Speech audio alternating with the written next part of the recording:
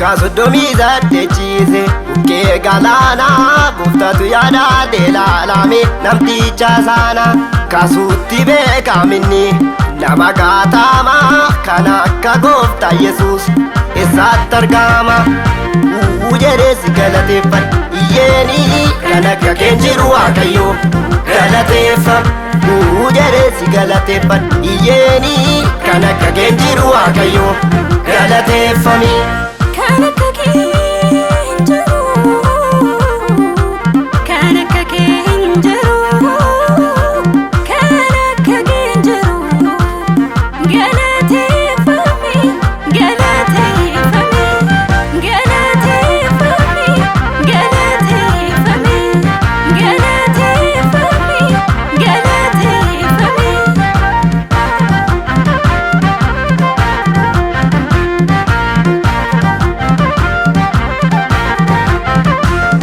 Mana raqaba gokka akkana nawamne namatu nagaate male Waaqayyo nan kanne olola seexana laale Odeetti deebi'u gofta amanaadhe ani gonkuma yellaa'u olola seexana laale Odeetti deebi'u gofta amanaadhe ani gonkuma yellaa'u. Kasodomi zate cheese uke galana goftatu yada delalame namticha sana kasutti beekamini nama gaatama kana akka gofta Yesus eessatti argama jedhes galateeffadhu iyyeeni kan akka keen jiru Waaqayyo galateeffadhu jedhes galateeffadhu iyyeeni kan akka keen jiru Waaqayyo galateeffami. Kanaka kenjiru, kanaka kenjiru, kanaka kenjiru, galatefa, galatefa, galatefa mi, galatefa mi Jesus, galatefa mi, galatefa, galatefa mi, galatefa mi Jesus, galatefa mi. Sagara iza jimse.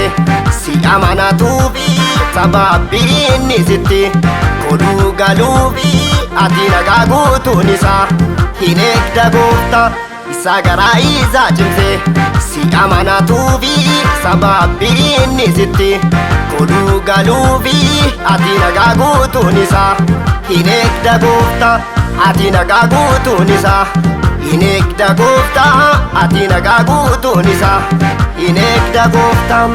Kasodomi zate cheese uke galana goftatu yada delalame namticha sana kasutti beekamini nama gaatama kana akka gofta Yesus eessatti argama jedhes galateeffadhu iyyeeni kan akka keen jiru Waaqayyo galateeffadhu jedhes galateeffadhu iyyeeni kan akka keen jiru Waaqayyo galateeffami.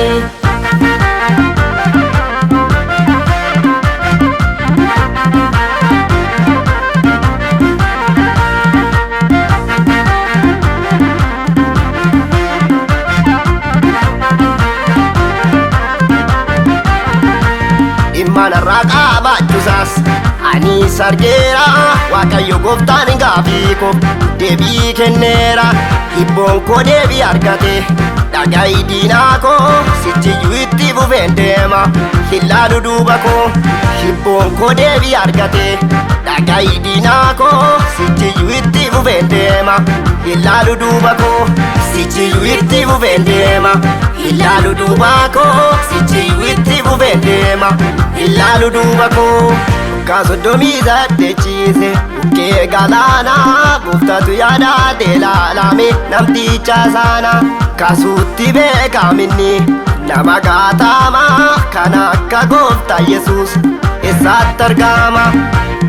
Jedhee si galateeffadha iyyeeni kan akka keen jiru Waaqayyo galateeffam. Jedhee si galateeffadha iyyeeni kan akka keen jiru Waaqayyo galateeffami.